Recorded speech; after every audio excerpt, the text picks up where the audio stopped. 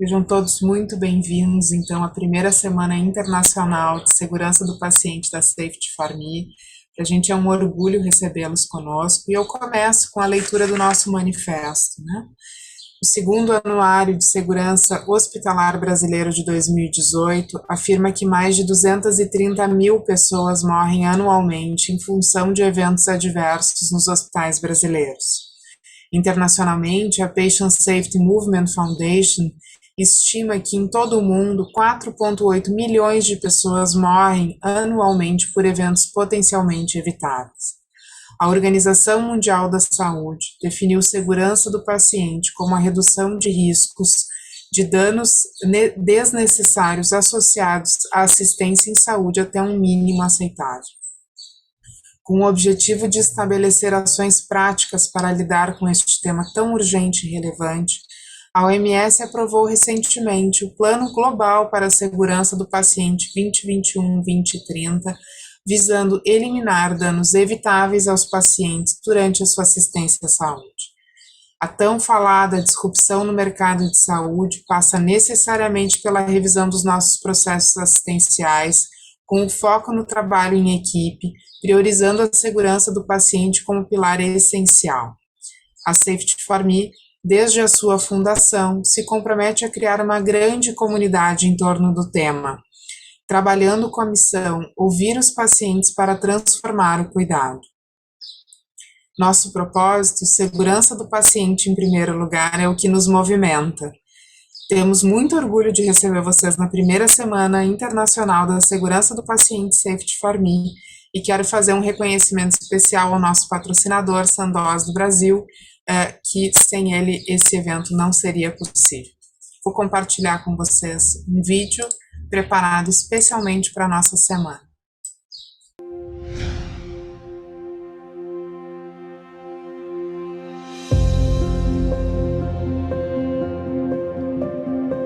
Com 20 anos de experiência, os medicamentos biosimilares da Sandoz estão em 100 países e têm mais de 530 milhões de pacientes.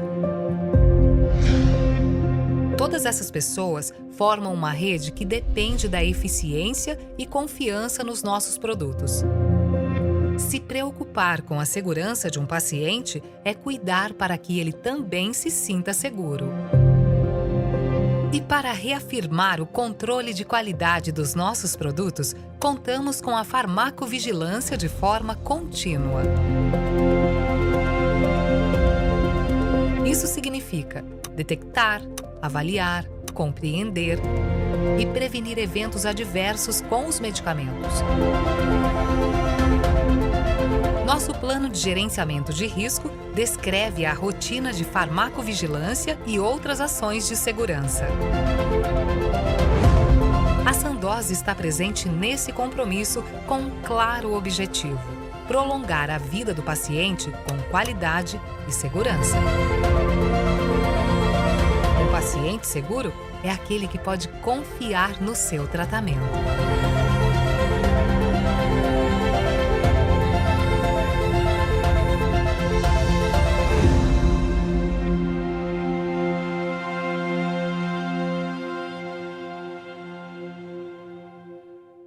Também queremos agradecer o apoio da ONA e da Patient Centricity Consulting pelo apoio na realização deste evento.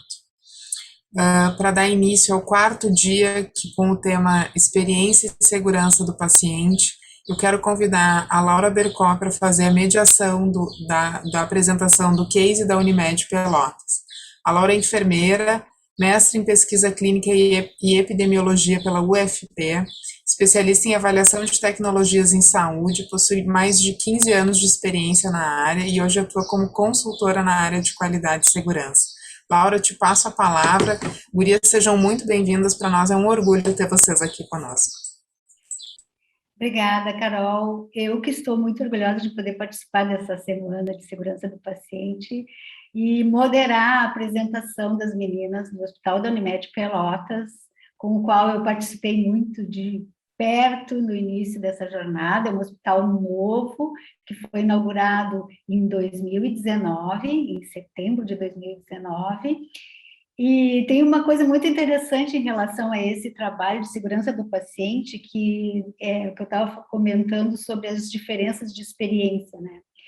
A Safety for Me iniciou na Unimed Pelotas antes da inauguração do hospital da Unimed Pelotas.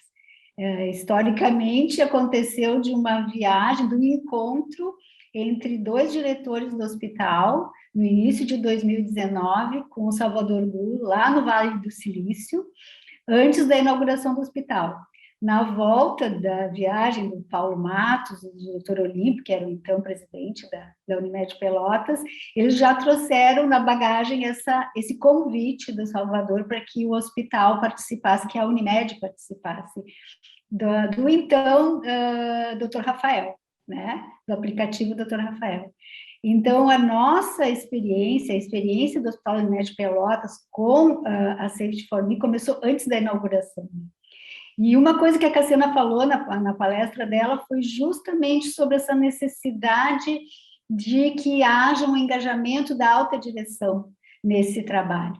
E quem trouxe para o Hospital da Unimed Pelotas essa ideia foi a alta direção na época, né? Então, sim, a gente começou pela alta direção trabalhando essa ideia de avaliar a segurança do paciente, de acompanhar a percepção do paciente sobre isso. Né? Então, é com muito prazer e orgulho que eu apresento, então, as nossas meninas que vão falar da experiência do Hospital da Unimed Pelotas com o uso da plataforma do Safety for Me. A Bruna Ribeiro é enfermeira, especialista em segurança do paciente e qualidade em serviços de saúde e é a atual coordenadora do Núcleo de Segurança de Paciente do Hospital da Unimed Pelotas. Esse núcleo executivo, que eu chamo da segurança do paciente no hospital, também é composto, então, pela Sabrina Borba, que é turismóloga e pós-graduando em executivo de hotelaria hospitalar. Ela é a nossa governanta hospitalar no Hospital da Unimed Pelotas. E a Vanessa, que é a mais recente aquisição do núcleo executivo lá da segurança do paciente, que é técnica de enfermagem, e ela vem trabalhando diretamente com o incentivo à aplicação da plataforma pelos clientes do hospital. Então, passo de imediato, então, a palavra para a Bruna, que vai falar um pouquinho como é que está sendo essa experiência para o hospital e para elas, né, como participantes do núcleo do hospital. Bem-vinda, Bruninha, e vamos lá. Então, boa tarde a todos, muito obrigada pela oportunidade de estar aqui falando, né, em nome da Unimed Pelotas. Eu vou carregar aqui a apresentação rapidinho.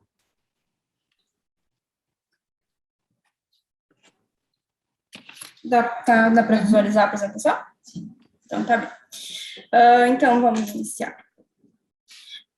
Então, assim, vou conversar com vocês, assim, trazer... A nossa apresentação vai ter dois momentos, né? Eu vou trazer, né, apresentar o nosso hospital, né, um pouco do nosso hospital e das nossas estratégias, né, um pouco dos nossos resultados, do nosso NPS, e depois eu passo a palavra, então, para a Sabrina e para a Vanessa, que fazem, né, o relacionamento entre o aplicativo, né, e o nosso cliente, né, que fazem esse intermédio para elas trazerem a vivência delas, né, com nesse relacionamento. Então, trouxe aqui. A nossa apresentação, então, o complexo hospitalar, então, foi fundado em 2019, né, a Unimed Pelotas, ela tinha serviços próprios espalhados no município de Pelotas, e a partir de 2019, então, a gente tem esse complexo que agrupa vários, né, serviços nossos. A gente dispõe de unidade de internação, né, com 44 leitos, a gente tem 2 unidades de internação, né, uma clínica e uma cirúrgica, então o tamanho do hospital favorece muito a nossa atuação, né, com o aplicativo mais próximo do nosso cliente, né.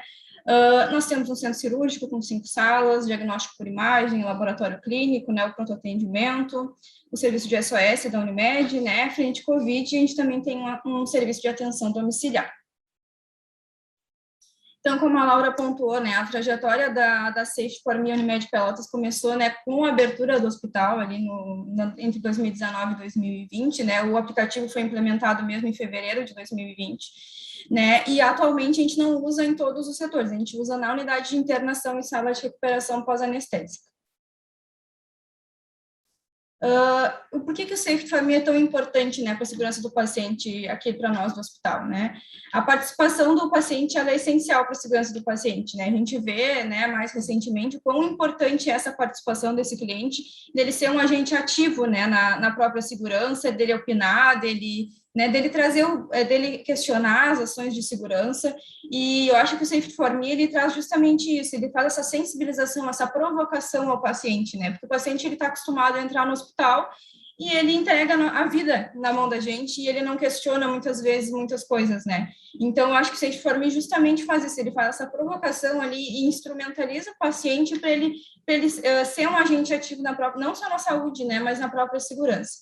Então, ele traz uma forma lúdica de engajamento do paciente e da família também, né? Porque muitas vezes o paciente não consegue fazer responder ali e, enfim, participar ativamente, mas o familiar também acaba se envolvendo. Então, para nós, hoje, ele é essencial, justamente por isso, né? Para ele nos auxiliar a ter o viés, a visão da família sobre os nossos processos, né? E isso, para nós, é muito importante. As estratégias que a gente utiliza, né, atualmente. Então, a gente faz a sensibilização desse paciente, né, pela governança. Então, a Sabrina, ela, quando o paciente interna, né, ela vai lá, ela conversa, faz as instruções da governança, da hotelaria, mas ela também, né, faz esse primeiro contato, falando um pouco sobre o aplicativo, e aí depois a gente tem outras ações que a gente vai tendo no decorrer da internação.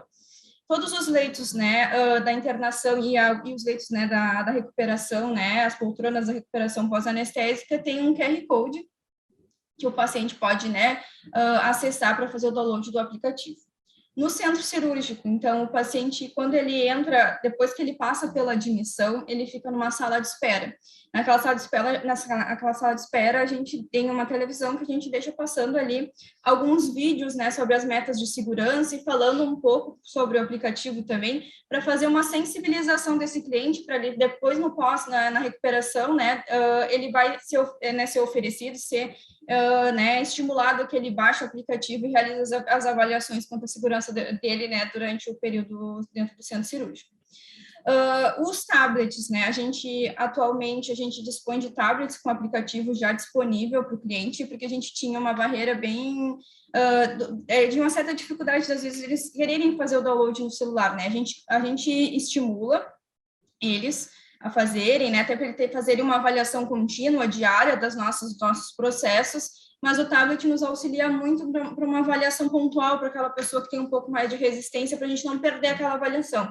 Então, a gente utiliza o tablet, oferece o tablet, né, e auxilia eles ali, algum paciente mais idoso que tem uma certa dificuldade, né, de lidar com tecnologia, e quem faz essa parte toda, né, da busca ativa dos avaliadores e junto com o tablet é a Vanessa. Então, ela vai falar depois um pouquinho para vocês como é que é a vivência dela com isso, né, e a busca ativa dos avaliadores. Então, a Vanessa entra nos quartos, né, ela conversa com os pacientes, vê algumas outras coisas relativas à segurança, olha a pulseira de identificação, né, se está com pulseira de sinalização de queda, de alergias, enfim, ela faz uma avaliação global de segurança e depois ela aborda oferecendo, né, falando sobre o aplicativo, oferecendo o tablet, se for o caso, tá? Então, essas são as nossas estratégias para adesão, né, do uso do aplicativo.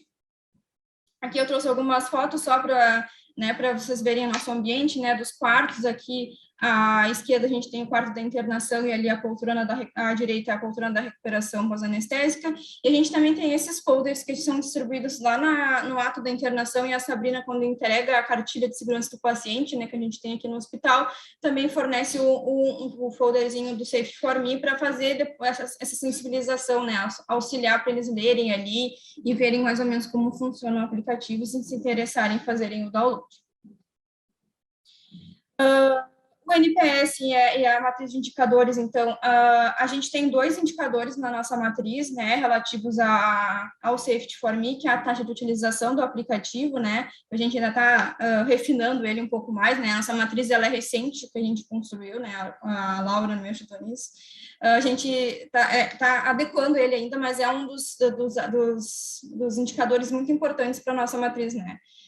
E o monitoramento do NPSS também, que nos dá né, um retorno muito bom da qualidade da nossa segurança, né, junto aos pacientes. E esse acompanhamento desses indicadores, desses números, é importante para a gente reconhecer e ver, né, o que a gente precisa melhorar, né, reconhecer que às vezes as metas que não estão tão boas, né, a gente ter a oportunidade de identificar que aquilo é um problema, né, e otimizar elas para nossa assistência continuar sendo, né, o mais segura possível para o nosso paciente. Aqui eu trouxe o nosso dashboard. Ali o período de atendimento, né, com o nosso NPS global do período está desde o início de 2021 até, né, o dia 14, né, que é o último dia que a gente conseguiu ele pegar. Então, a gente está numa zona de excelência, a maioria dos nossos avaliadores são promotores, então a gente fica muito feliz com esse resultado. Também a gente consegue ver ali do NPS geral do trimestre anterior para o trimestre atual, a gente conseguiu evoluir, né, na taxa. Então, isso a gente fica muito feliz de ver isso, né, que os nossos pacientes identificam os nossos processos como seguros, né. Mas nem tudo é perfeito, né, gente? Tudo é muito difícil, né? Então, a gente tem, claro, obviamente, algumas evoluções necessárias. A emancipação do aplicativo ali, que eu quero dizer que é necessária, porque a gente é muito dependente ainda dessa busca ativa de estar bem incisivamente em cima do paciente, né, não solicitando, mas falando sobre o aplicativo e pedindo para eles se baixarem e avaliarem. Então, eu acho que essa é uma evolução necessária para nós, a gente é muito dependente ainda dessa busca ativa. Acho que a gente tem que trabalhar de certa forma que o paciente ele entenda, né, que ele tem esse dever de participar do processo de saúde dele, e o aplicativo trabalhar sozinho, ou seja, o paciente ter essa noção, né, que ele né, dele baixar o aplicativo, avaliar, fazer a avaliação de forma espontânea e não induzida, vamos dizer assim, tá? O apoio por parte dos colaboradores, então a gente sempre treina os colaboradores, né, para eles saberem do que se trata, né, do que às vezes o paciente pode perguntar alguma coisa para eles, né, então a gente sempre treina eles periodicamente, mas hoje eles não se envolvem ativamente nesse processo, então eu acho que é uma evolução gradual que a gente tem para os próximos tempos, é isso. Do colaborador não, né, contribuir, incentivar junto com a gente e trabalhar nesse processo, né? E a melhor conscientização por parte dos pacientes quanto à importância deles, né para a otimização dos nossos processos, para eles contribuírem com a própria né, saúde, enfim, própria recuperação, enfim, eles serem mais ativos no processo de saúde deles. Agora eu passo a palavra para a Sabrina e para a Vanessa, para elas contarem para vocês, né, como é essa relação delas, né, junto com o aplicativo, né, e os pacientes, quais as dificuldades que elas têm, quais as barreiras, as facilidades. Então, eu passo a palavra para as meninas.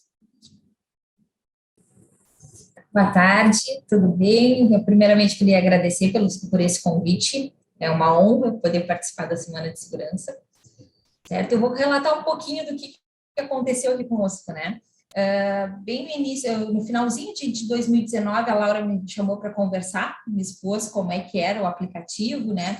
E eu, de pronto, já abracei. Eu disse para a Laura, como eu entrava nos quartos já para dar outro tipo de informação, eu disse para ela, não, deixa comigo que eu vou tentar já começar a agilizar o processo, né? Foi bem simples de início, fiz no Word mesmo, um nomezinho com um papelzinho, só com o nome de Safety for Me, até mesmo porque, mas a gente começou a aplicar só em início de 2020, certo? Mas até mesmo porque a gente começou no período que estava começando a pandemia. Então, era mais complicado das pessoas deixarem que tu mexesse no celular, né? E tu falar Safety for Me, muitas vezes as pessoas não conseguem identificar como escreve. Então, eu fiz um papelzinho bem simples mesmo, só para poder entregar realmente para a pessoa poder baixar, né? Daí a gente fez uma cartilha, né? Uma cartilha que tem várias informações sobre o hospital, mas o foco principal dela já era para ser a segurança do paciente, que ela explica cada quesito, né? E bem resumido, e incentivava o pessoal a baixar. O que eu faço hoje em dia? Eu entro nos quartos, comento sobre o aplicativo, falo sobre a importância que tem, principalmente o acompanhante, porque muitas vezes o paciente está debilitado e não tem essa percepção do que está acontecendo na volta, né? Até mesmo porque tem muitos pacientes idosos, então é mais difícil ainda. mas eu faço essa sensibilização da importância que tem esse acompanhante ali, e também pelo diferencial que tem o Safety for Me, que não é uma pesquisa de satisfação. De início, até eles aplicavam muito a pesquisa do Safety for Me para fazer algum tipo de pesquisa de satisfação, realmente, né? Mas aí eu explico que eles podem fazer, é um diferencial que eles não precisam fazer na saída do paciente, como uma pesquisa de satisfação, que vai englobar tudo o que aconteceu, mas que eles podem ter esse diferencial de poder avaliar atendimento a atendimento. Eu deixo bem específico isso para cada paciente, para o acompanhante, né? Olha, aconteceu um atendimento aqui que vocês acharam que foi de excelência, avaliem. Aconteceu um atendimento que teve algum problema, porque a gente sabe que acontece os problemas, né? E a gente precisa saber para poder solucionar e tentar fazer 100% é difícil, mas o mais próximo possível, né? Então, eu peço que eles avaliem que, né, que a gente não vai levar isso como uma reclamação em si, mas sim uma contribuição para a gente poder melhorar realmente. Então, é bem divulgado isso, que não se constranjam a colocar, porque as pessoas têm essa coisa de, se eu colocar, alguém pode levar alguma advertência por isso, ou algo do tipo, né? Então, eu sempre incentivo. E como eu faço as visitas, não só no primeiro momento, eu vou logo quando é internado, que daí eu entrego a cartilha e dou essa primeira dica sobre o Safety for Me, mas eu vou todos os dias nos quartos, né? Até para saber se estavam precisando de alguma coisa ou algo do tipo, se houve algum problema. Então, eu já dou uma perguntadinha, né? Baixaram o aplicativo, a gente faz esse pessoa a pessoa mesmo, né? Viu que trocou de acompanhante, eu já pergunto de novo, eu tenho sempre os folders do Safety for Me e dou uma relembrada, olha, tem o QR Code. O QR Code é uma coisa assim que as pessoas entram hoje em dia, né? Vê um QR Code, já tem esse intuito de colocar a câmera para ver o que é, né? Porque já é uma cultura realmente no país, está se desenvolvendo muito mais agora durante a pandemia, realmente, que as coisas foram mais informatizadas. E então, muitas vezes já até baixaram, não sabe como funciona ainda, mas daí quando eu chego eu explico, né? Mas eu digo que o que aconteceu? A gente tinha uma certa dificuldade, né? Porque as pessoas não querem realmente baixar muitas vezes no celular, mas a gente incentiva. Mas eu acho que um grande ganho realmente foi com a chegada da Vanessa, tá? Que agora ela vai falar um pouquinho qual é a função dela aqui, mas eu acho que foi um ganho e realmente a gente sentiu que o número de adesão foi muito maior, né? Porque ela tem esse diferencial mesmo, que é do tablet, que a pessoa não quer baixar, não quer ter sempre ali, né? Mas mesmo assim, mesmo com o tablet tá ali, preencheu com a Vanessa, quando eu vou novamente, porque eu digo ali, o que vocês preencheram com ela foi pontual. Baixem no celular para vocês poderem fazer durante o período que vocês estiverem aqui. Então, eu vou passar a palavra para a Vanessa, ela vai explicar um pouquinho de qual é a função dela, tá bem? Boa tarde, o meu nome é Vanessa, eu sou técnica de enfermagem aqui do Hospital Unimed Pelotas, e eu vou contar um pouquinho para vocês sobre a minha experiência, como é que está sendo aqui no Núcleo de Segurança ao Paciente. Diariamente eu faço as visitas nos quartos e eu tento orientar os pacientes em relação à segurança deles aqui dentro, tá? Eu oriento eles em relação à pulseira de identificação, tá? Que eles usam uma pulseirinha branca. A amarela é sinalizando um risco de queda, a vermelha é sinalizando se alguém tem algum tipo de alergia ou não. Neste momento que eu vou fazendo essa orientação, eu oferto o tablet, tá? O tablet, eu explico para eles que ali eles podem estar participando de uma pesquisa que é sobre a segurança deles aqui no hospital, tá? Eu falo que eles podem estar baixando esse aplicativo no celular, mas muitas vezes eles têm essa certa resistência, realmente eles não querem baixar no celular. Então, neste momento que eu ofereço o tablet, eles ficam bem contentes, eles ficam felizes e querem participar da pesquisa. Aí, como é que eu faço? Eu tento, muitos são idosos, alguns têm muitas dificuldades, o familiar acaba participando, eu oriento eles como é que é feito, como é que é um joguinho, começa com um jogo, tem vídeos, tem perguntas, e eu oriento, tento sem atrapalhar a resposta deles, tá? Então, como é que é feito? Assim, eu deixo o tablet com eles, depois eu retorno para buscar uns 30, 40 minutos depois, e deixo eles bem à vontade, para que eles possam ali estar colocando, eu sempre digo para eles que eles podem estar colocando opiniões, críticas, sugestões, elogios, que tudo é muito bem-vindo para o nosso crescimento aqui dentro do hospital. Que através do relato deles é que a gente tem como saber no que a gente tem que melhorar, no que está indo bem, no que não está. Então, a minha experiência é essa, neste momento.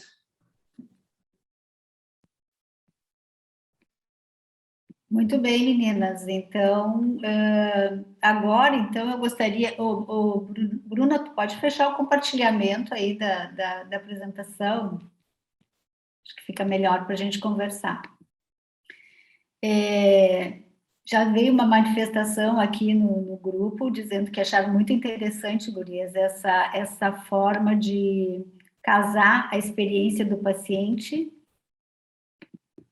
com o uso do aplicativo, né? E incentivar essa troca com o paciente em relação a... que é uma coisa diferente para os pacientes, né? Darem informações, é bem diferente o uso do aplicativo do que simplesmente responder uma pesquisa de satisfação na alta, né, do paciente. Isso é uma novidade realmente para os pacientes. Então, agora eu gostaria de fazer algumas perguntas, assim, específicas para cada uma de vocês, em cima do que vocês colocaram, da experiência, da forma como as coisas têm funcionado no hospital, para a gente ir pensando no futuro, né? O que vai acontecer e como que a gente pode melhorar essa experiência, essa relação do paciente com as situações assistenciais, né, que a gente encontra aí no hospital. Então, para a Sabrina, ela já falou um pouco disso, mas eu gostaria que ela reforçasse um pouquinho mais sobre se os pacientes e familiares são receptivos ao convite para usar o aplicativo e se há diferença na adesão entre os jovens e os idosos, né? Porque os idosos têm um pouco mais de dificuldade com a tecnologia, apesar de que hoje em dia a maioria dos idosos está começando a usar, mas os jovens têm mais facilidade, né? Então, tu acha que tem diferença? Porque o que eu fiquei pensando agora?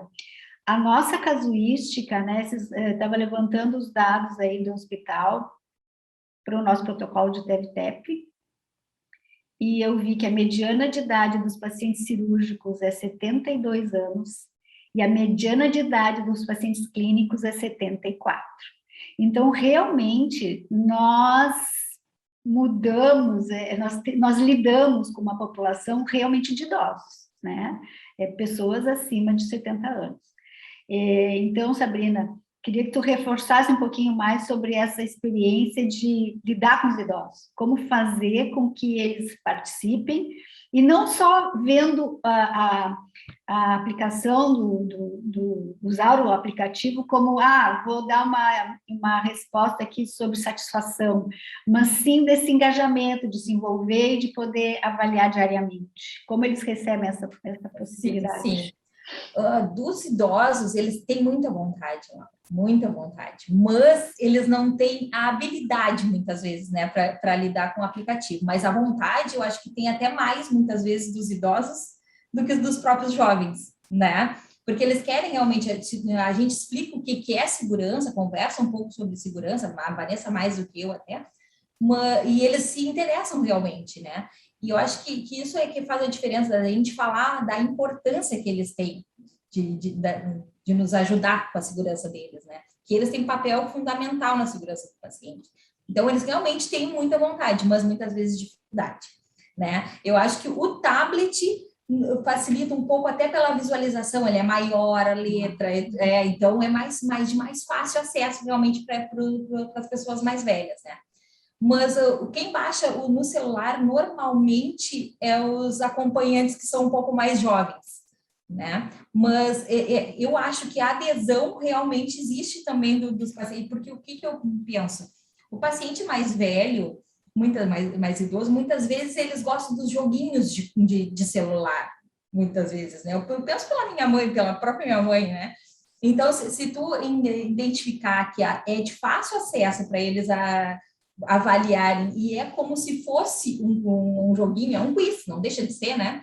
Então, eles se identificam e gostam de avaliar, porque a pessoa mais idosa, mais velha, eles gostam de fazer esse carinho quando está certo a coisa, né? Então, tem esse diferencial, realmente. Eu acho que a gente tem adesão tanto do um quanto do outro, mas os mais jovens, mais fácil para o celular, e os mais velhos, mais fácil para acessar via tablet. Por isso, eu acho que a gente tem tanta adesão, porque a gente tem as duas coisas. Então, a gente consegue pegar os dois públicos.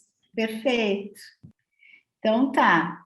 Vanessa, tem uma outra pergunta para ti, já que tu é a nossa representante da equipe assistencial direta, né, dos técnicos de enfermagem que realmente fazem a assistência. Queria te perguntar como a equipe assistencial enxerga o uso do aplicativo aí no hospital. E como eles veem essa possibilidade de serem efetivamente avaliados em cada intervenção que eles podem fazer quando eles vão fazer um atendimento, se higienizaram as mãos ou não, se checaram a pulseira de identificação ou não, e a pulseira de alergia ou de queda. Então, como tu enxerga o que os teus colegas técnicos de enfermagem, como é a visão deles sobre o uso do aplicativo e essa possibilidade de serem avaliados continuamente? Laura, eu até tenho conversado com os meus colegas da área assistencial, os técnicos de enfermagem, e tenho perguntado para eles o que eles acham da pesquisa, como é que eles se sentem quando eles estão vendo que estão sendo avaliados pelo paciente. O que eles têm me colocado? Que se sentem mais seguros e que isso aí acaba sendo um incentivo para eles também. Porque nesse momento que eles estão sendo avaliados, acaba incentivando. E então, também não deixa de ser mais um respaldo para eles na segurança do paciente. Então, o pessoal, eu tenho falado para eles que eles podem também pegar o tablet, oferecer para o paciente. Então, eu tenho conversado muito com eles a respeito da pesquisa e está sendo muito importante para a área assistencial, está tendo um bom resultado, estamos tendo um bom retorno. Muito obrigada, meninas. Infelizmente, devido ao avançado da hora, a gente vai ter que encerrar a nossa apresentação. Quero agradecer a vocês pela participação e já passo, então, a palavra ao nosso moderador dos palestrantes para apresentar as nossas palestrantes da tarde que vão falar sobre a experiência do paciente. Então, quero apresentar o nosso moderador, que é o Dr. Luciano Vitola, que é médico, pneumologista pediátrico, com experiência na assistência de paciente e na estruturação de gestão da qualidade em grandes hospitais de Porto Alegre. Ele também é cofundador da Safety for Me e consultor de segurança do paciente trabalhando na Safety for Me. Muito obrigada, Luciano, contigo.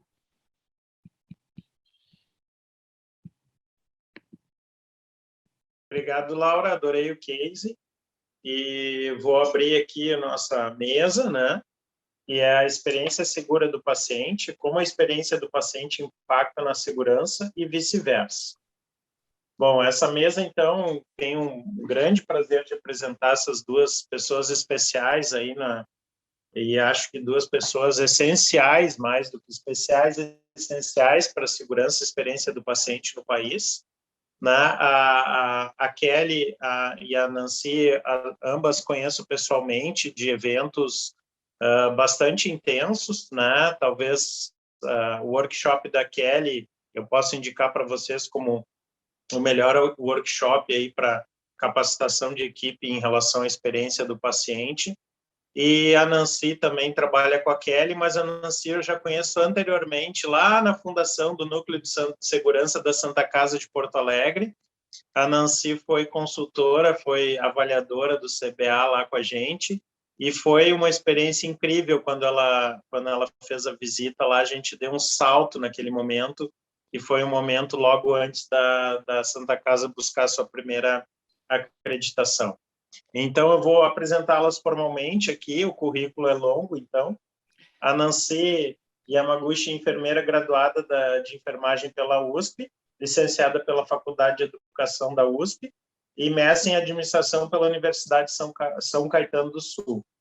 Além disso, fellow da International Society of Quality in Healthcare, a ISCO, né? E vou dar uma resumida aqui, ela é membro do IHI, e, além disso, ela é educadora, então, dos projetos Metodologia Joint Commission do CBA, Consórcio Brasileiro de Acreditação, desde 2009. Então, eu conheci a Nancy, eu acho que foi lá por 2011, né, como consultora, educadora, e ela é consultora sênior, então, da Patient Centricity Consulting, junto com a Kelly. Tá? Eu acho que isso resume bem a importância da Nancy aí nesse caminho da segurança, e mais recentemente unindo esses dois assuntos, né, segurança e experiência, que são assuntos que estão, não digo nem unidos, eles são praticamente a mesma coisa, né?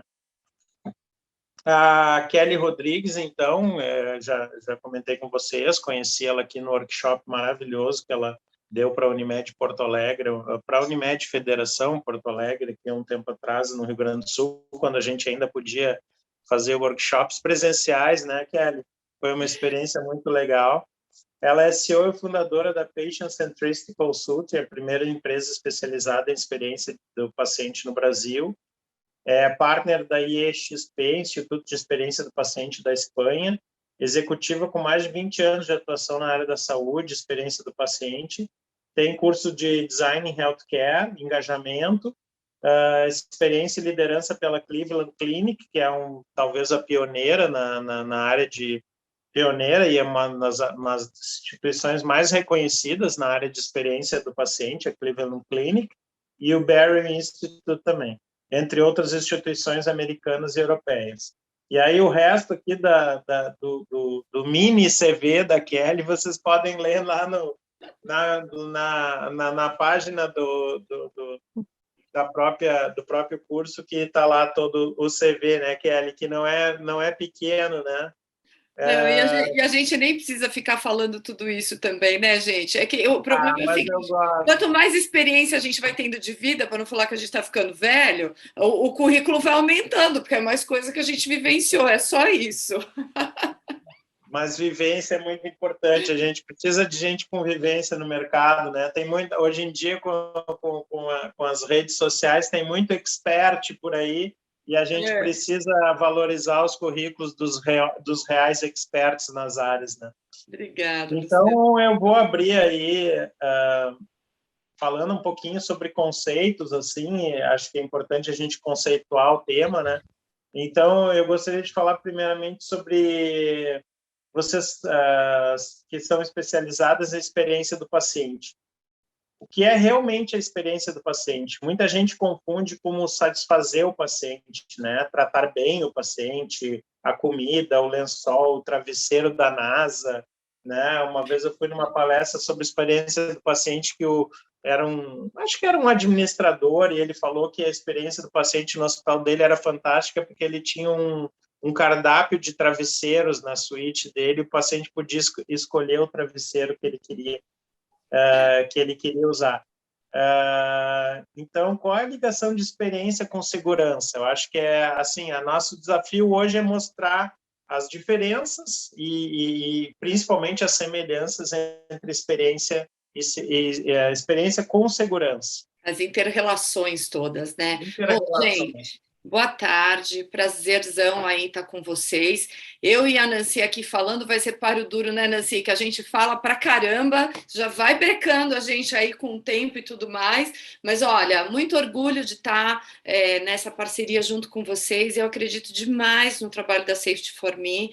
E, assim, sem dúvida nenhuma, eu acho que é uma solução que também traz um outro salto no aspecto de segurança do paciente para ajudar a trazer mais método, para tangibilizar as coisas, porque muita coisa a gente já tem ideia, muita iniciativa a gente já faz, mas como a gente tangibiliza isso? Então, sem dúvida nenhuma, o aplicativo, o dashboard e tudo mais, acho que são soluções que ajudam demais aí nas operações das instituições de saúde.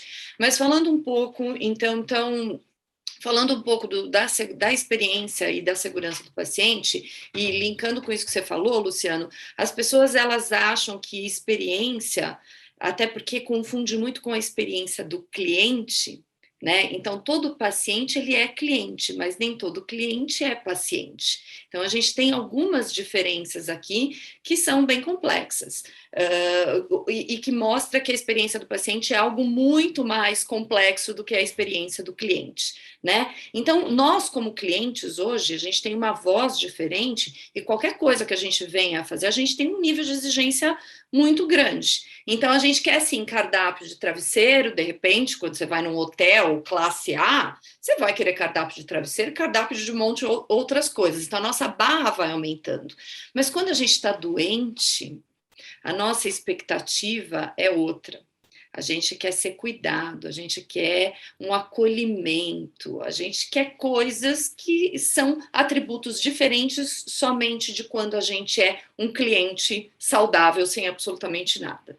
Então, por isso que muita gente acha que a experiência do paciente é agradar o paciente, é só a satisfação, é só o NPS. Então, todas essas coisas, elas são importantes, mas, na verdade, elas são consequências da experiência. E, por conta disso, a gente desenvolveu uma metodologia onde a gente olha a experiência do paciente por 3 pilares estratégicos, que eu tenho certeza que tem um monte de gente aqui que já está cansada de escutar eu e a Nancy falar dos 3 pilares estratégicos, né, Nancy? A Nancy já vai complementar, viu, Nancy? Já vou deixar você falar. Mas, assim, o primeiro pilar estratégico é a segurança e qualidade. Não adianta estender o tapete vermelho e causar um evento adverso e matar o paciente de uma infecção hospitalar, né? Então, é a primeira coisa, segurança e qualidade. O segundo pilar estratégico é o cuidado centrado no paciente ou o cuidado centrado na pessoa. E aqui a gente tem algumas questões, porque eu posso ter um cuidado seguro e não necessariamente ser centrado no paciente. Então, eu acho que aqui a gente tem um desafio muito grande quando a gente vê o Brasil, de uma forma geral, que ainda não tem uma cultura, está começando a desenvolver uma cultura de educar o paciente para ter um cuidado personalizado, para ter um cuidado coordenado, para dividir decisão clínica e um monte de outras coisas. E o terceiro pilar é a excelência na jornada, que todo mundo acha que a experiência é só esse pilar. Então, a excelência na jornada é entender onde toda a continuidade do cuidado dele, onde ocorrem as experiências mais difíceis, para a gente conseguir transformar. Então, para a gente, na Patient Centricity, experiência do paciente são esses 3 pilares estratégicos, onde o primeiro é segurança e qualidade. Não é, Nancy? Você quer complementar aí? A Nancy é expert em segurança, viu, gente?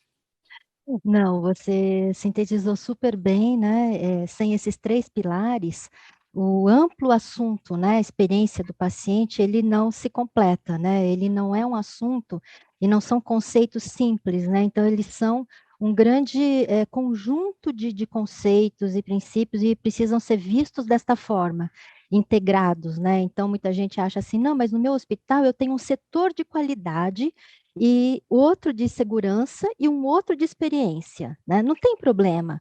Cada hospital escolhe a estrutura que melhor lhe convém. Porém, essas 3 instâncias têm que trabalhar muito juntas, integradas. Isso aí, isso mesmo. Nancy, eu vou me permitir aqui fazer um adendo ao que tu falou e te perguntar. A gente, eventualmente, presta consultoria para hospitais menores, para estruturas menores, né? Como que tu acha que seria um bom modelo para um hospital? E, assim, a gente sabe que, obviamente, a segurança, como a Kelly mesmo falou, pilar número 1, né? Ele sempre demanda muito mais trabalho da equipe, mais formalidade, mais indicadores de infecção, de transição de cuidado, né?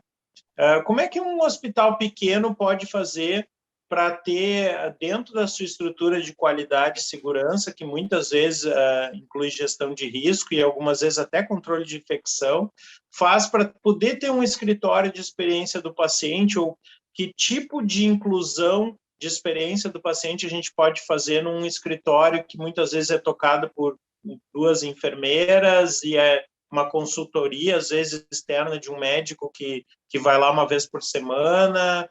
Como é que tu pensa isso para hospitais menores, assim? Porque a gente está acostumado a falar, às vezes, de hospitais muito grandes, mas a gente esquece dos pequenos, né? Uhum. É uma pergunta maravilhosa, doutor Luciano, que você coloca, porque essa é a realidade do Brasil, né? Dos 7.000 hospitais, mesmo dentre os hospitais brasileiros, a grande maioria são os pequenos hospitais de menos de 50 leitos, né? Então, essa é a nossa realidade. E a sua pergunta é tão importante, porque muita gente pode achar que, olha, eu só posso ter uma excelente experiência se eu tiver, assim, muita estrutura ou um escritório, né? Então, a estratégia do escritório de experiência do paciente é uma estratégia interessante, louvável, inclusive, né, o pioneiro no mundo, né, Cleveland Clinic de Ohio, escolheu essa estratégia. Entretanto, não é obrigatório que se tenha um escritório de experiência no seu hospital, seja ele pequeno ou grande, né? O que importa é que se tenha esta filosofia, que se entenda esses conceitos, e o ideal é que ele esteja presente na fala de todos os gestores, né? Eu tive, assim, a honra, a oportunidade incrível de ter feito 2 missões para a Espanha com a Kelly, em 2018 e 2019, e uma das coisas que muito me impressionou é que nos hospitais de excelência, de experiência, né, você ouve de todos os gestores das áreas a fala sobre a busca da qualidade, segurança e experiência da boca de todos os gestores de área. Então, às vezes a pessoa estava lá dando a palestra, eu falava, não, essa aqui é a gestora de qualidade, não, essa deve ser de experiência. Não, eram gestores das unidades de internação, da UTI, do berçário. Ou seja, o ideal é que esses conceitos eles estejam embutidos, né, na prática de cada um, de maneira que as pessoas não pensem que estão fazendo algo a mais, mas sim, essa é a nossa prática diária, a nossa rotina, né? Uma segunda coisa, quando o hospital é muito pequeno, e é normal que as pessoas ocupem várias funções, né? Então, nos hospitais grandes, você tem uma pessoa para qualidade, outra para não sei, para segurança, outra. Nos hospitais pequenos, é a mesma pessoa, né, que olha tudo, sem problema. O importante é saber estabelecer prioridades de gestão, porque é impossível qualquer instituição do mundo dar conta de tudo, né? Então, a gestão estratégica, sabendo escolher as prioridades da experiência, da segurança, né? Quais são os pontos mais críticos, da qualidade, etc., isso é muito importante. E eu, né, como sou enfermeira, sou da saúde, nós somos muito perfeccionistas. E uma pergunta que a gente faz muito assim: o que é prioridade para você nesse hospital? A resposta mais comum que eu encontro é assim: tudo. Tudo aqui é prioritário. Gente, quando tudo é prioritário, a gente não consegue fazer direito. A gente tem que saber escolher prioridades, né? Parece que eu estou vendo. Parece que eu estou vendo a Nancy, a Nancy avaliadora, perguntando assim, fazendo essa pegadinha, né? O que qual é essa prioridade, né? Aí o pessoal fala tudo, aí ela só fala ponto negativo. Unidade, o que é prioritário? Aí sempre vem um espertinho e diz assim, não, aqui tudo é prioridade. Não, então tu tá ponto mal negativo. direcionado.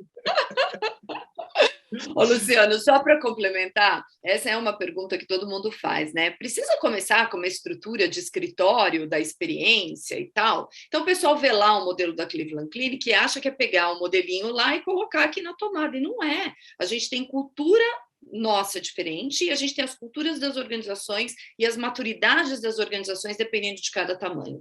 Eu sempre aconselho nunca começar, a não ser que você tenha realmente uma estrutura e uma maturidade organizacional para isso, não começar com uma estrutura já de escritório.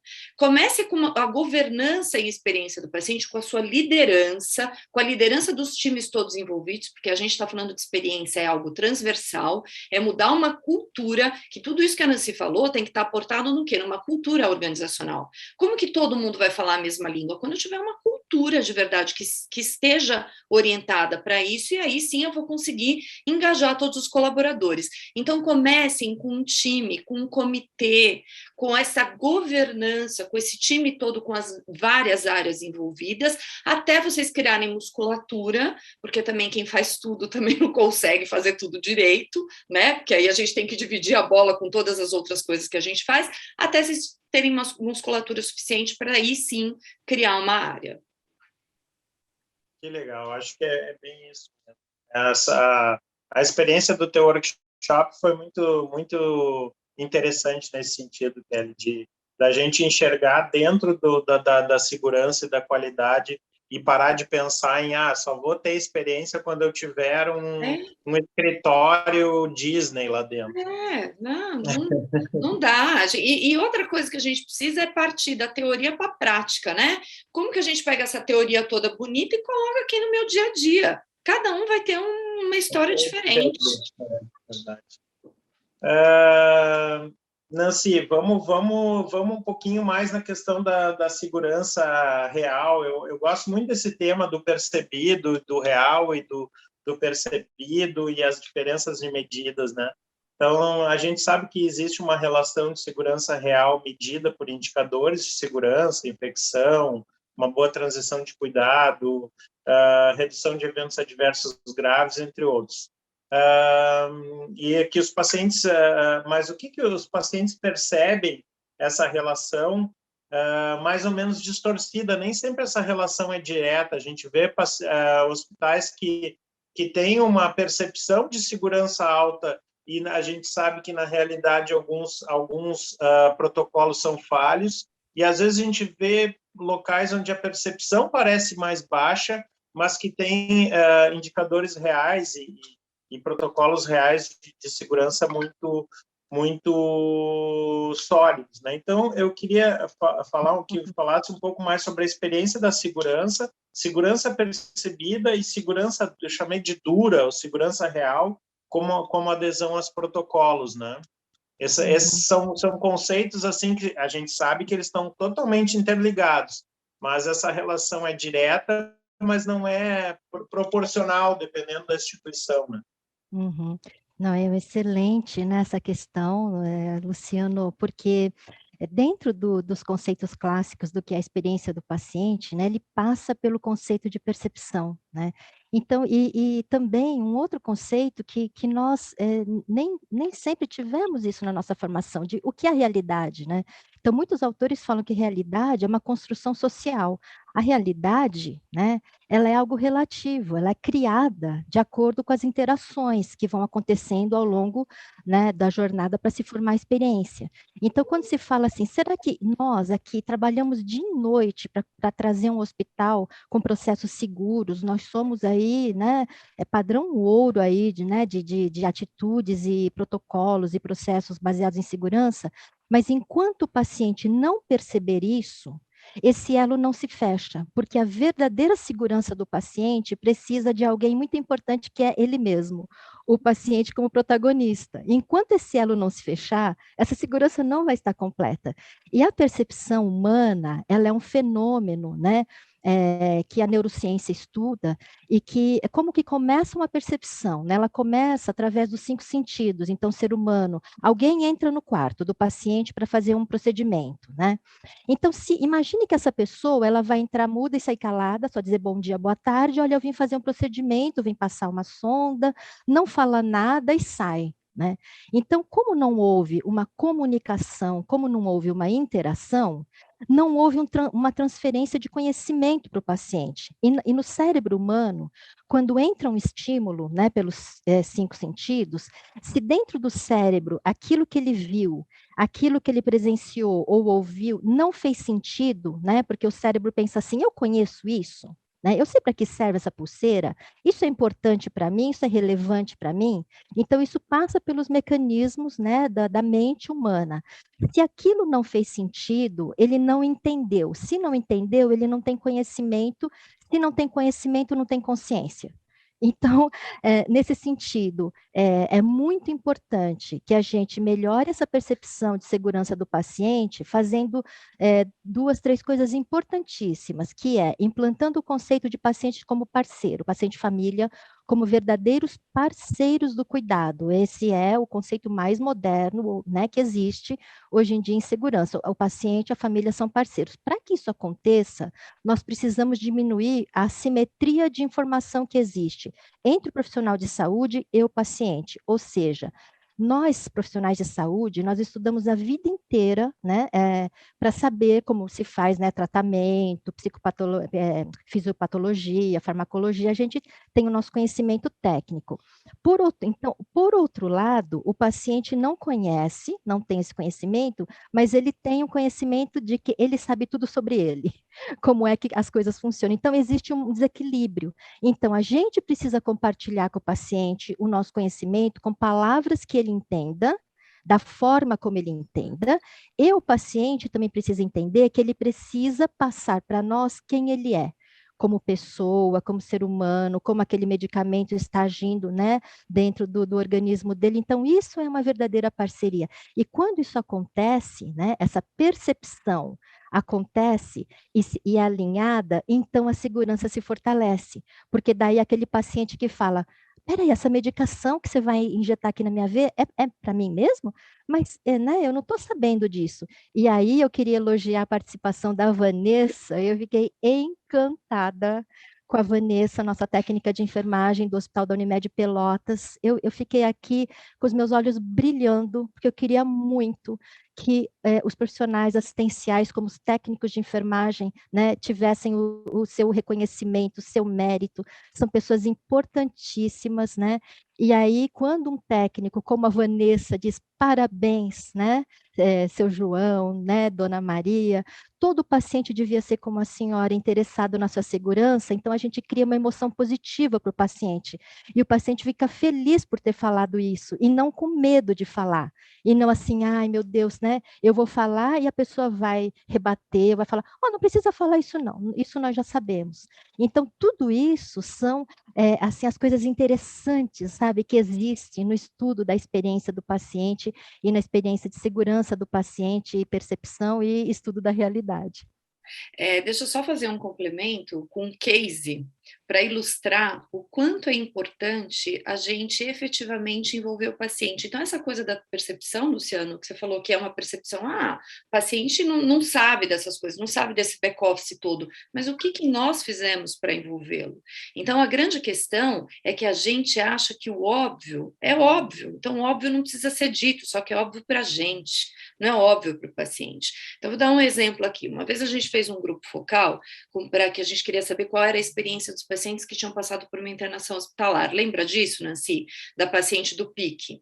Aí tinha uma paciente que estava com PIC, né, com acesso venoso e tal, entrou lá a enfermeira e falou assim, olha, Dona Maria, todo mundo que entrar aqui para manusear o seu PIC tem que lavar as mãos. E a gente não faz isso normalmente. A gente não avisa, a gente não explica o porquê de cada coisa. A gente vai lá e faz. Que é óbvio, estou lá no meu piloto automático. Não porque eu quero fazer mal, não porque eu não quero falar, mas é porque é o meu piloto automático. É o que a gente já pratica aqui. E aí entrou um profissional que foi manusear o PIC sem lavar as mãos. E aí a paciente disse assim, pode ir lá lavar as mãos, foi a enfermeira-chefe quem me disse. E ainda disse que o profissional não gostou muito. O que ela fez? Ela evitou uma infecção. Então é isso, gente, o óbvio precisa ser dito. Essa questão da percepção sim, envolve várias questões, mas o quanto mais a gente envolver o paciente para ser membro da equipe, e isso é cuidado centrado, mais resultado a gente vai ter em todos os aspectos, em segurança, em experiência e por aí vai. Interessante. O vínculo, né? O vínculo terapêutico é importante, a comunicação. E eu adoro essa questão, eu tenho estudado muito mindful, assim, viver mindful, não mindfulness duro, mas assim, viver de forma mindful, e adorei a tua fala de piloto automático, né? Tudo que a gente faz no piloto automático, não adianta, a gente deixa, a gente até pode chegar ao destino, né? Como o próprio termo diz, piloto automático, né? Mas a gente não aproveita a jornada, né? A gente não aproveita a jornada para reforçar essa aliança terapêutica aí, que eu acho que realmente o que faz o paciente se sentir seguro é a aliança terapêutica. Posso fazer tudo direitinho, conforme todos os protocolos, mas se eu não envolver o paciente, não comunicar ele, ele não vai se sentir seguro. Eu acho, concordo plenamente contigo, Nancy. Eu vou fazer uma pergunta agora para a Kelly. Explica para nós como uma experiência de um evento de segurança simples do dia a dia, de um evento adverso, inclusive, pode se transformar em uma experiência UOL, como um jejum, que isso é bem comum nos nossos hospitais, né? Um jejum prolongado desnecessário para o paciente errado ou desnecessariamente prolongado, um transporte por um exame errado, né? Que não chega ao paciente, mas que foi feito aquele evento errado. E nos fala o que é uma experiência UOL, né? Talvez nem todos saibam o que é uma experiência UOL. Fala um pouquinho sobre o conceito de experiência UOL e como transformar uma experiência potencialmente negativa numa experiência UOL, ou pelo menos minimizar uma experiência negativa, né?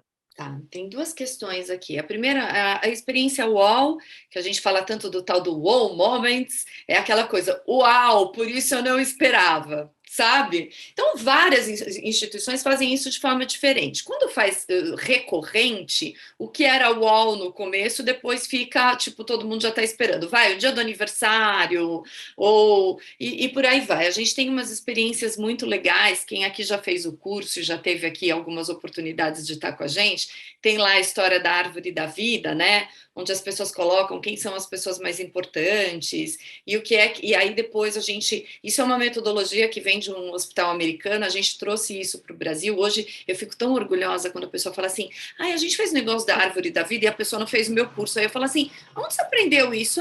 Uma outra amiga fala, que ótimo, o negócio está espalhando.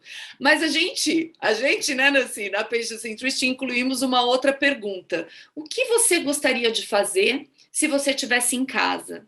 E principalmente para pacientes, para exemplificar para vocês o momento UAU, tá? Então, principalmente para pacientes de cuidados paliativos e tudo mais. Aí uma vez tinha um trabalho que a gente fez no hospital, que uma paciente que estava nessas condições falou assim, o que eu gostaria de fazer era de jantar fora com a minha família, é o que eu mais sinto falta.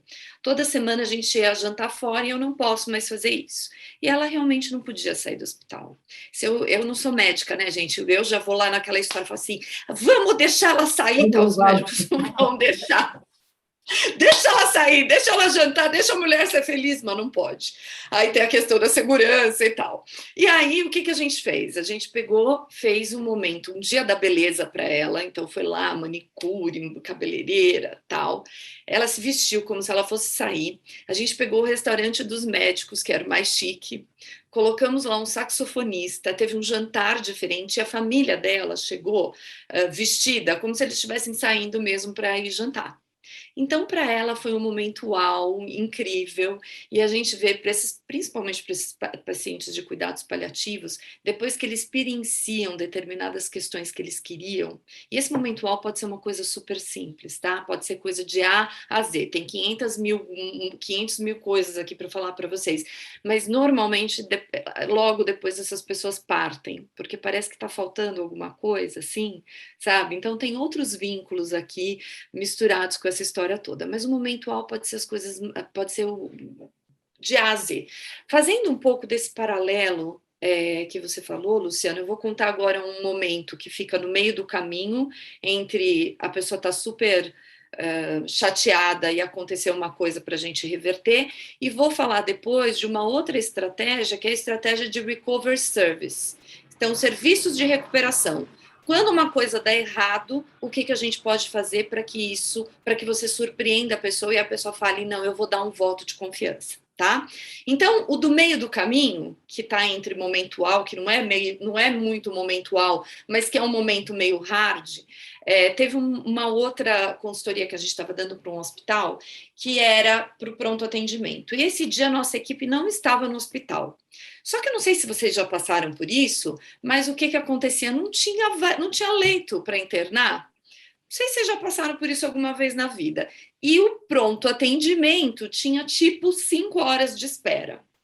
Aí vocês imaginem como é que estava o clima, né? E aí a gerente médica, que aí vem a história de como a gente empodera os nossos colaboradores, né? Como a gente faz isso para que eles tenham iniciativa, porque a nossa equipe não estava lá e a gente estava no momento de começar a olhar para daí poder implementar. Me ligou e falou, Kelly, está acontecendo tal coisa, o que a gente faz? Falei assim, bom, O que temos para fazer agora? Vamos ligar lá na Copa, perguntar o que temos lá. Tem um bolo, uma fruta, um chá. Passou uma copeira com um carrinho, claro que não é todo mundo que podia comer e tal. Passamos lá, né, oferecendo as coisas para os pacientes e para os familiares e explicando a situação, dizendo que, olha, infelizmente, a gente está aqui com está sem leito, então se vocês quiserem ir para outro hospital, fiquem à vontade. Os pacientes ficaram, então não é exatamente o momento uau, mas a gente mostrou que a gente estava ali olhando para eles com atenção, né? Neste mesmo hospital, aí eu fui para o hospital. Aí, neste mesmo hospital, eu fui para a internação, para a área ali que estava para os pacientes fazerem a internação. Então, tinha gente já com cirurgia eletiva, com tudo agendado. Cheguei lá, do outro lado, no mesmo hospital, aí era uma moçada que fazia ficha, abria a ficha. Então, essa moçada estava de frente para os clientes, eles já tinham aberto a ficha, não tinha mais o que fazer, porque não tinha leito. E aí, eles estavam sentados em cima do balcão, conversando um com o outro sobre o jogo de futebol. Então, aqui é para dar um exemplo para vocês do que vocês acham que esses clientes sentiram, estavam sentindo, que descaso, entendeu? Então, aqui é um pequeno exemplo de coisas que a gente pode fazer e que a gente precisa empoderar o colaborador. Eu não estou dizendo que esse colaborador tem que chegar e fazer alguma coisa que possivelmente ele não possa fazer, mas ele poderia ter chegado para o supervisor dele e falar, olha, o pessoal está olhando feio, dá para a gente fazer alguma coisa? Né? Então é assim, estas questões todas elas fazem a diferença no dia a dia. Falando então, para finalizar, Luciano, do Recovery Service, de um serviço de recuperação. Eu vou contar um case meu que eu estou passando nesses últimos tempos. Eu estou aqui, não vou ficar contando a história da vida, tá, gente? Mas eu tive um processo inflamatório de herpes zoster e tal. Consequentemente, veio um seroma no seio, que foi um líquido que apareceu do nada. Aí veio o processo todo de investigação, punção, um monte de coisa, tá tudo bem, tá? Mas estou neste processo. Fiz 3 punções. Na segunda punção, gente, o médico, tecnicamente, era espetacular. Dava todas as explicações técnicas. Não olhava na minha cara. E eu, especialista em experiência do paciente. Não olhava na minha cara, eu cheguei na segunda punção toda esperançosa. Doutor, eu tenho certeza que eu não vou precisar fazer cirurgia. Você vai fazer agora a punção e não vai voltar aqui a produzir esse líquido. E pode esquecer, vai ter que fazer sim, porque isso é recidiva, isso vai acontecer. Até que ele foi tão negativo, falando as questões técnicas, que eu cheguei para ele e falei, faz o seguinte, não me fala mais nada, não quero saber. Não, tem hora que ignorância é uma bênção, né? Aí ele pegou, fez a punção. Gente, eu já tinha feito uma punção e tinha sido tudo ok. Ele simplesmente foi fazer a punção sem me dar anestesia. Vocês não têm ideia da dor. E eu comecei a chorar de dor. E eu chorava que a minha barriga mexia e mexia o seio também. E ele falava assim, não se mexa. Eu queria levar, eu nem sei dizer para vocês o que eu queria fazer com esse médico. Aí eu peguei, ele viu que eu estava muito mal, aí ele pegou, tirou o negócio lá da punção, me deu 3 anestesias depois, fez mais 13 perfurações para poder fazer esse procedimento. Eu saí de lá e era um laboratório excepcional. Eu fui atendida em todos os pontos de contato muito bem, de uma forma super individualizada, mas chegou na hora do médico, foi isso que aconteceu. Adivinha se eu não ia preencher a minha avaliação. E sabe qual foi a nota que eu dei do NPS para esse laboratório? 7. Tipo, eu não recomendo, mas eu também não vou falar mal, e eu falei mal falei mal não, fiz a observação de quem eu tinha que fazer. Então eu falei, a comunicação do médico foi péssima, a cordialidade do médico foi péssima, tá. Então, aqui eu estou mostrando para vocês um serviço de recuperação, tá? O que aconteceu? Fui lá, preenchi. Muitas vezes, gente, a gente dá a voz para o paciente e a gente também não retorna.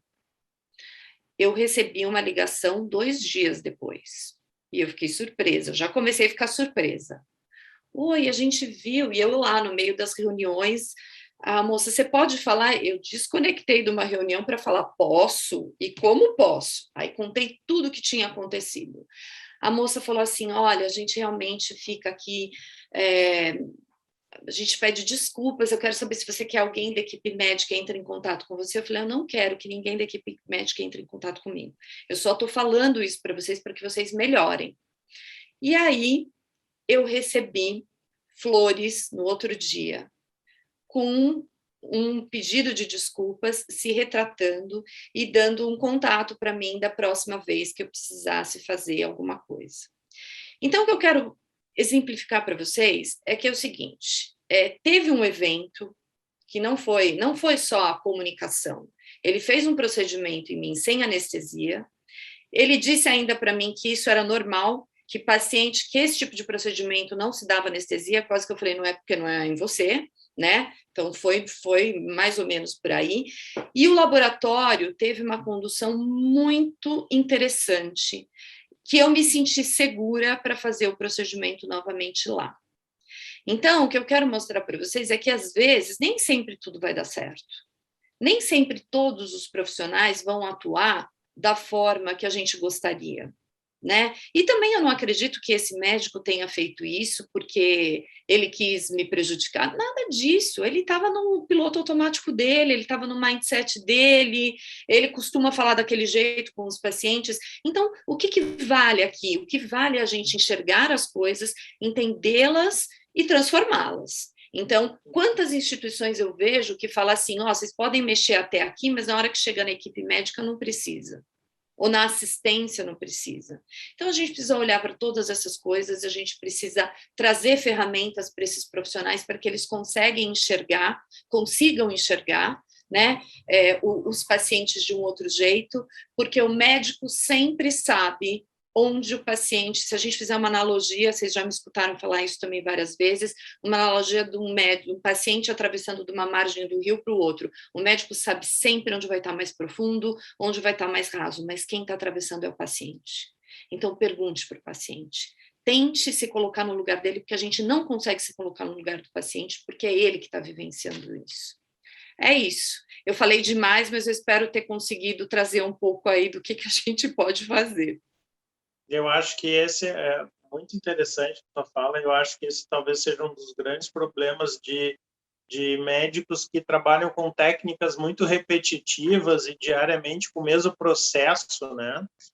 Tu vai ficando, aquilo vai normatizando, o piloto automático vai ficando tão automático que tu não enxerga mais nada, né? Se tu passa o teu dia inteiro fazendo punções, né?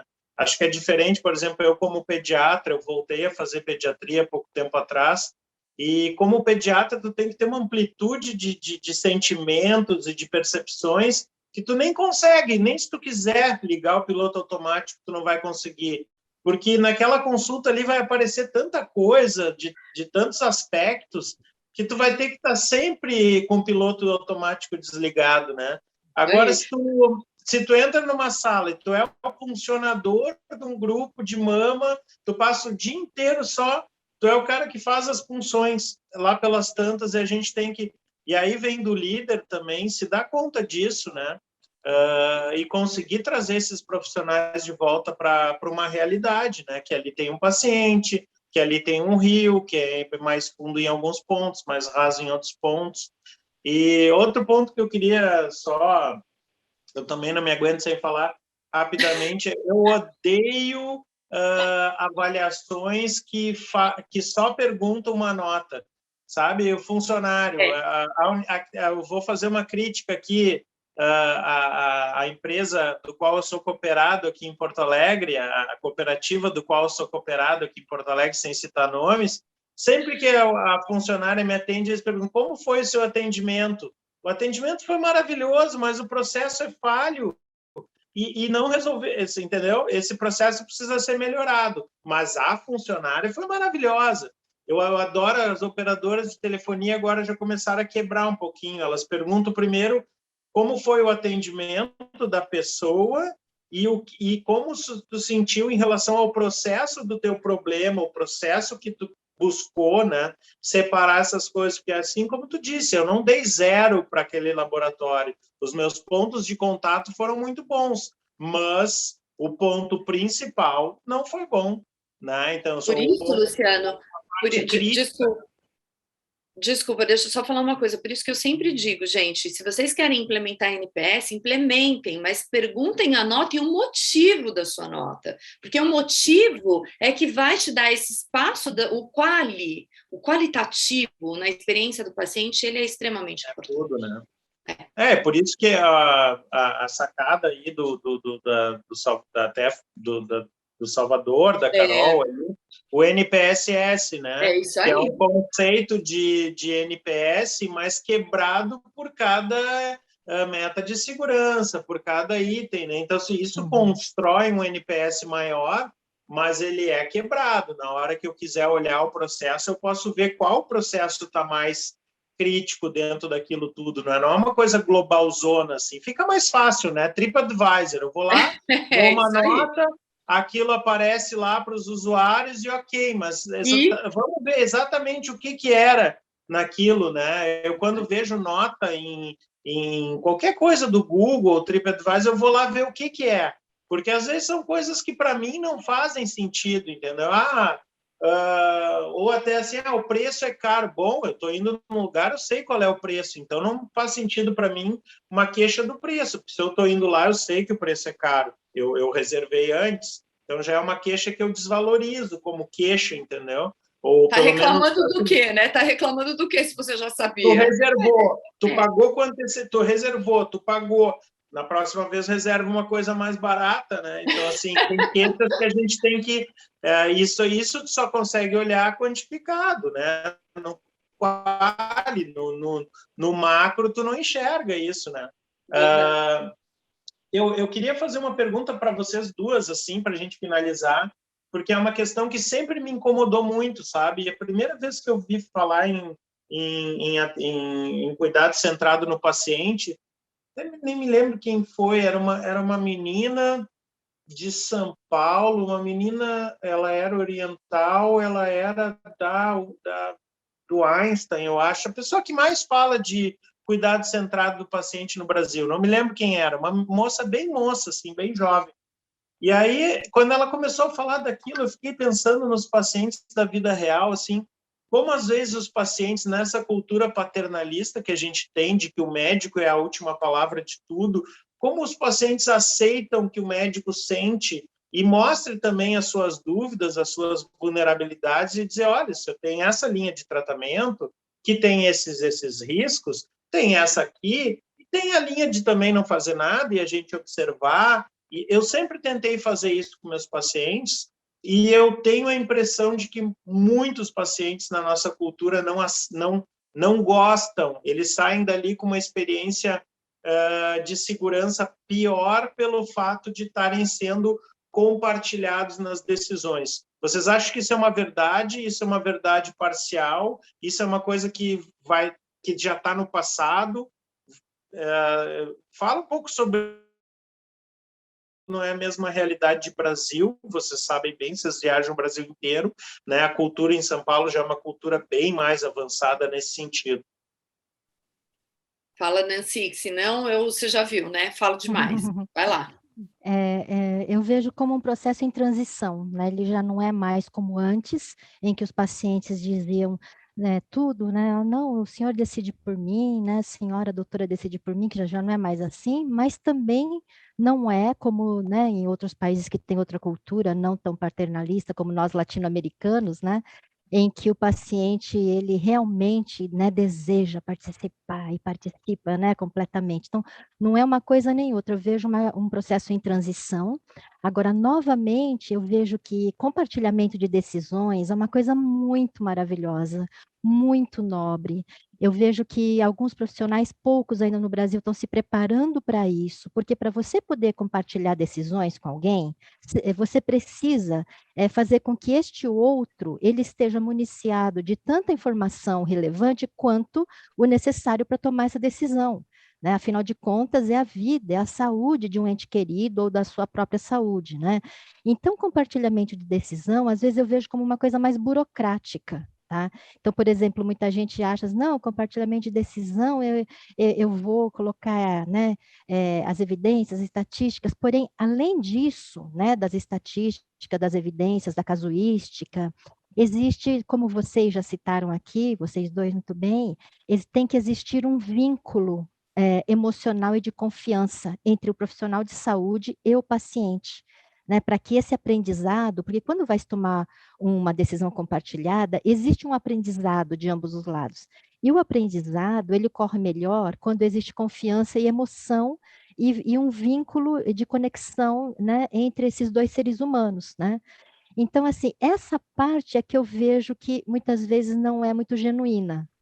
E o paciente percebe isso. Então, Quando não ele é fala, genuíno.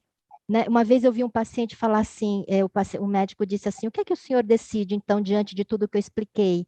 Aí o paciente disse assim, doutor, se fosse a sua filha, que decisão o senhor tomaria? Aí o médico disse, eu faria tal coisa, né?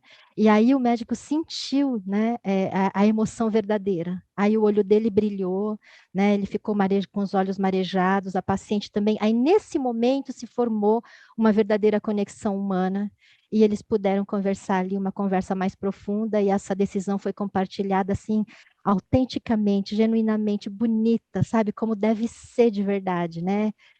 Então, eu acho que é um processo em transição, ainda tem muita coisa para a gente fazer, para trabalhar.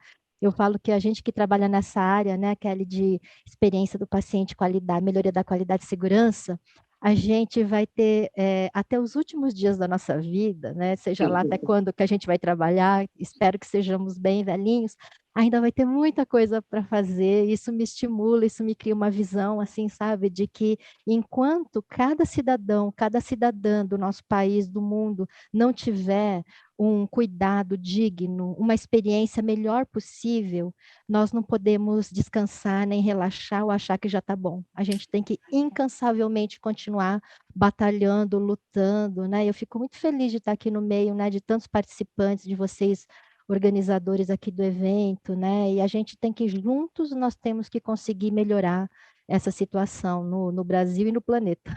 A gente tem que preparar o que a gente sempre fala, né, Nancy? Que a gente tem que preparar a assistência para o dia que a gente precisar usar, ou para o dia que as pessoas que a gente ama precisarem usar. Porque se nós que temos acesso, gente, a gente já tem tanta dificuldade quando a gente vai usar por N motivos do nosso sistema de saúde, imagine então quem não tem acesso nenhum. Então a gente tem muita coisa para fazer, né? É verdade. Trabalhar com cultura é trabalhar para sempre, né, Nancy? É ter trabalho para sempre, porque cultura nunca está pronta, né? Ela é uma coisa em transformação. Mas a gente olha lá para trás, ali 2011, quando eu comecei na qualidade, na área de qualidade e segurança e todo aquele caminho. Depois o workshop da Kelly foi um momento uau para mim, assim. Obrigada, Luciana. Mas eu me lembro que eu tinha recém voltado do congresso do IHI de Amsterdã, acho que foi 2017, 2018, e não fez tanto sentido aquilo lá, aquela cultura era tão distante da minha realidade, o que eles falavam lá, que o workshop fez muito mais sentido para mim do que o próprio congresso do IHI, que para mim até foi assim, me surpreendeu um pouquinho o congresso do IHI pela distância conceitual europeia, né, e era na Holanda, e a Holanda está tão na frente da gente que é muito difícil trazer as experiências holandesas para dentro de casa, né? Então, a gente discutir entre nós, acho que faz muito mais sentido, né? Gente, eu vou me encaminhando para o encerramento aí, agradecer vocês. Não sei se a gente Alguém quer fazer algum questionamento? Eu vi que o chat aqui está bem animado. O chat está bombando. Eu estou tentando olhar o chat, olhar para cá está meio difícil. E eu estou com o computador aberto aqui para olhar o chat e aí agora, eu acho que a Carol, o Salvador estão aqui, olha, já nas respostas. Ô, gente, eu queria... Não, mas o Francisco Amaral é o campeão do chat aqui. Francisco, tu é o top 1 do chat hoje. A Laura e ele, mas ele tá mais, eu acho. Ô, Luciano, se a gente tiver uns minutinhos, eu gostaria muito... Eu preparei um vídeo aqui para mostrar para vocês. Desculpe. Se a gente tiver um tempinho, a gente passa, mas é que acho que a gente muitas vezes precisa tocar o coração para fazer sentido na razão. Muita gente que está aqui, que eu já vi, um monte de gente querida, que eu conheço já bastante, com certeza já viu até esse vídeo no nosso workshop, mas é um vídeo que traz a experiência do Hospital Amaral Carvalho, que é no interior de São Paulo, em Jaú, que é um hospital público, oncológico, e esse hospital, eles foram lá, eles têm, imagina, gente, já é difícil quando a gente é adulto e fica doente para enfrentar determinadas coisas, imagina para uma criança. E essas crianças, elas ficam imunossuprimidas e nem sempre eles podem ter contato com a mãe. Não estou nem falando com toda a família, é com a mãe. Então, esse hospital foi entender a jornada desse paciente, o que eles podiam fazer para deixar isso mais leve, enquanto eles estavam nesse período que não conseguiam ver a mãe. Vamos lá ver? São 3 minutinhos. Então, o resumo de tudo é por que a gente olhar para a segurança e olhar para a experiência é importante.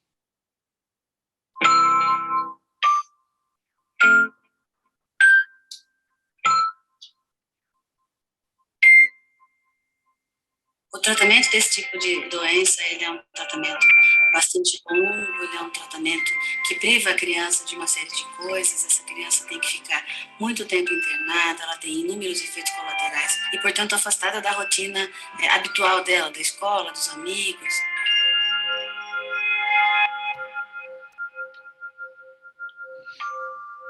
Do meu irmão. O que chama mesmo? Francisco, Chico. O professor. Que professor é? O professor dá aula pra gente. Da minha tia, da minha avó.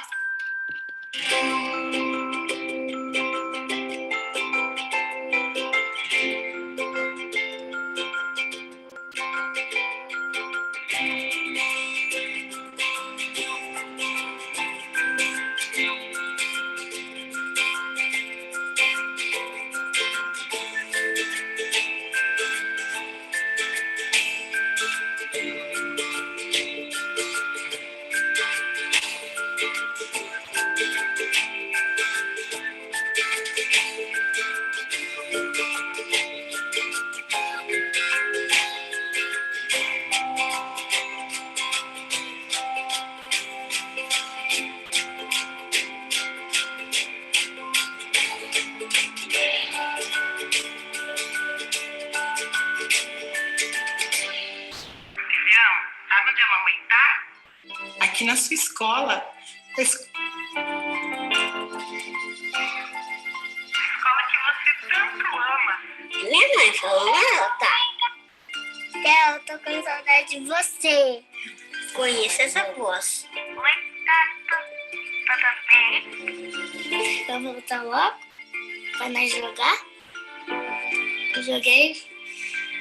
Eu te adoro. Então vamos lá, 1, 2, 3 e... Isso, mano, eu acho. Oi, João, tudo bem? Quero dizer pra você que eu te amo muito. O pai fica ruim, o pai fica sem saber o que falar. Pai, eu amo muito. Papai do céu devolveu você mais linda ainda pra mamãe. E logo, logo nós vamos voltar pra escola pra você ver seus amiguinhos e voltar na aula de balé. Para que você voltar, a gente vai jogar bola, andar de bicicleta, você ganhou do tio Canato.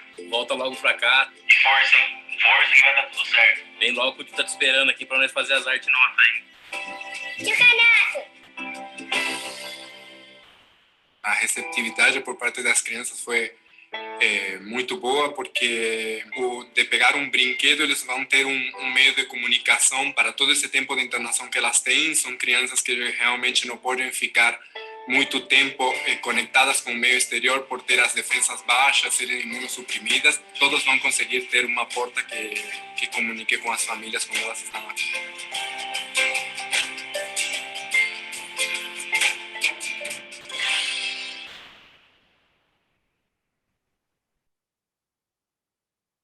Uma vez eu vou costurar uma roupa de urso e tirar para fazer de conta que ele está entornado. E fazer um pijaminha igual desse. E aí, gente, a experiência do paciente ela não é um destino, ela é uma jornada e todo mundo que está aqui faz parte dessa jornada. Então, vamos lá, vamos melhorar a jornada com a experiência e a segurança do paciente muito melhor. Né, Luciano? E Nancy? Que lindo, Kelly. Não faz a gente chorar aí. Por isso, a gente vai tocar o coração para fazer sentido aqui. Tenho certeza que todo mundo vai sair hoje daqui falando que vai querer fazer melhor ainda a segurança e a experiência do paciente.